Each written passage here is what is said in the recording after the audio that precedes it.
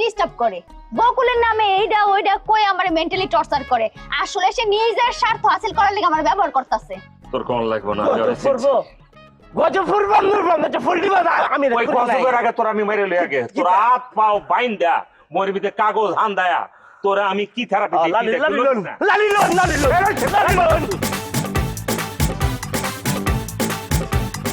পুরাই ফালতু তাও টেকটা দূর রাজু কই যাস তুই করে যাই বইটা।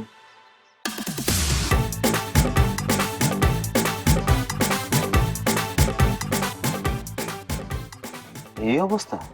আমি তোমারে কই কি, আমি কি তোমার লাগে মিথ্যা কথা কই? লায়লা ও কঠিন অ্যাকশনে অবস্থান আছে, ও যে কখন কি করি হালায় আল্লাহ মালুম জানে। আচ্ছা কি করা যায়, কোথায় এটা বুদ্ধি দে না, কি করা যায়? মাথায় খেলাইতে আছে না এই মুহূর্তে আমারও। এক কাজ করবি নাকি? কি? আমার মনে হয় আদিলের মনে হয় তুই আমগো বাড়ি থেকে তোর বাড়িতে নিয়ে যা।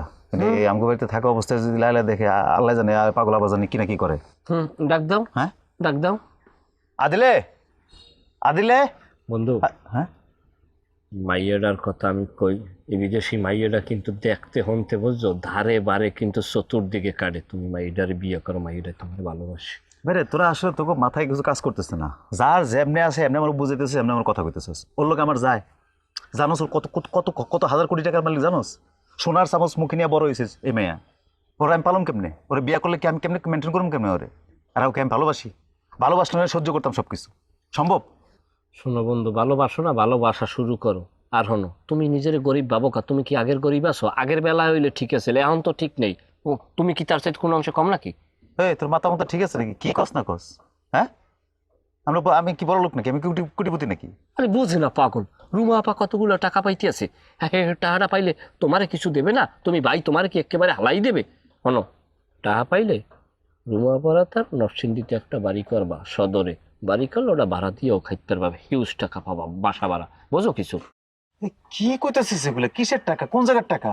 রনি ভাই চলেন তাহলে আমরা বাড়িতে যাই। হ্যাঁ এগুলো কি ডাকছে?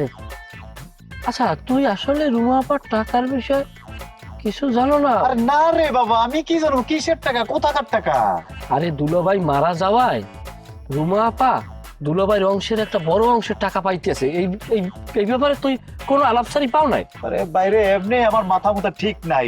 কিসের টাকা? এদিকে বড় ভাই এসে মাথা পুরো খারাপ করে দিতেছে। কি কষ্ট হোক আছে, কি শুনতেছে এগুলা?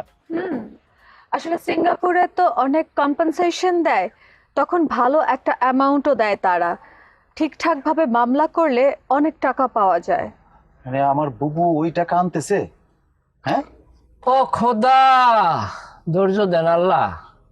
মানে কেডা যে অভিনয় করতে আছে আর নাটক করতে আছে আমি এইটাই বুঝতে পারতেছি না। আমার মাথাটা দেয় খালি ঘরে লাডুমের মতো। আচ্ছা এই খবর। এর লেগে তো বুবু হনন করে বাড়ি থেকে বেরিয়ে গেল গে। আসলে সত্যি কথা বলতে আমি আসলে কিছুই জানতাম না, আমি কিছুই জানি না।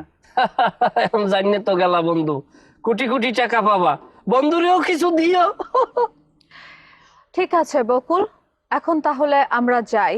তবে কাল সকালে আমি আবার আসব, কারণ তোমার আম্মা আমাকে দাওয়াত দিয়েছে। আমার মনে হয় কি তুমি আর আমার বাড়িতে আইসো না। লালায় দায় নিয়ে ঘুরতেছে, যে কোদিন তোমার কোপ দিতে পারে। তুমি তুমি তোমার দেশে চলে যাও, তোমার দেশে চলে যাওয়া উচিত। দেখো বকুল, তোমাকে আমি একটা কথা বলি, তুমি দেখে নিও, একদিন লায়লা আর আমি খুব ভালো বন্ধু হব, আমার সাথে অনেক ভালো একটা সম্পর্ক হবে। আচ্ছা আচ্ছা ঠিক আছে, দেখবো না, ঠিক আছে। চলেন রনি ভাই। এত চলেন মলেনের কি আছে? কই যদি হাক করার ইচ্ছে তাই হাক করিয়ে রাখো। তুই তো আসলে কোনোদিন মানুষ হবি না, তুই আসলে একটা ফাজিল। যা যা যা তাড়াতাড়ি যা। চলেন। আসেন।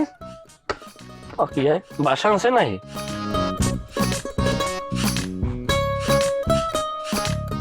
কি হইতেছে এগুলা? রূপা আপা এত টাকা পাইতেছে, আমার বোন, আর আমি জানি না।